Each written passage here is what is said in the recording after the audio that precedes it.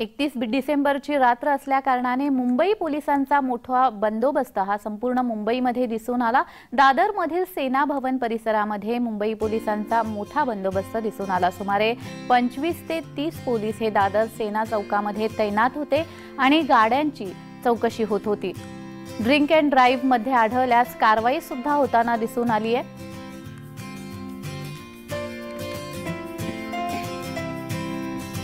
नववर्षाच्या निमित्ताने पोलिसांचा कडक बंदोबस्त हा दादर चौकामध्ये पाहायला मिळाला। 31 डिसेंबरच्या रात्री नवीन वर्षाचं स्वागत करण्यासाठी अनेक नागरिक हे घराबाहेर होते आणि या निमित्ताने पोलिसांचा कडक बंदोबस्त देखील तैनात करण्यात आला होता।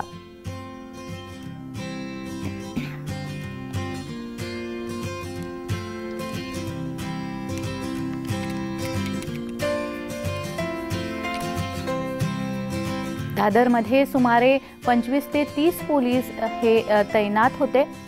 नववर्षाच्या निमित्ताने पोलिसांचा कडक बंदोबस्त पाहायला मिळाला।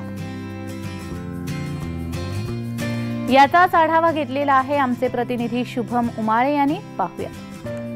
30 डिसेंबरची रात्र आहे आणि अर्थातच 1 जानेवारी 2024 मध्ये पदार्पण जे आहे आपण करत आहोत। सोबतच आपण बघू शकतो दादर मध्ये आपण आता आहोत। दादर मातोश्री या चौकामध्ये आपण आहोत आणि पोलिसांचा बंदोबस्त जो आहे तो आपल्याला इथे पाहायला मिळत आहे। ठिकठिकाणी मुंबईमध्ये पोलीस बंदोबस्त केलेला आपल्याला पाहायला मिळत आहे। कुठलाही अनुचित प्रकार घडू नये आणि कुठल्याही प्रकारची तस्करी होऊ नये याची खबरदारी जी आहे मुंबई पोलीस आणि मुंबई ट्रॅफिक पोलीस जी आहे ते आपल्याला पाहायला मिळत आहे। बघायला गेलं तर कुठल्याही गाडीवर किंवा कुठल्याही वाहन चालकावर संशय आला तर लगेच त्या वाहन चालकाला साईडला घेऊन त्याची चेकिंग जी आहे ती करण्यात येत आहे मुंबई पोलिसांकडनं आणि दादर पोलिसांकडनं सुद्धा।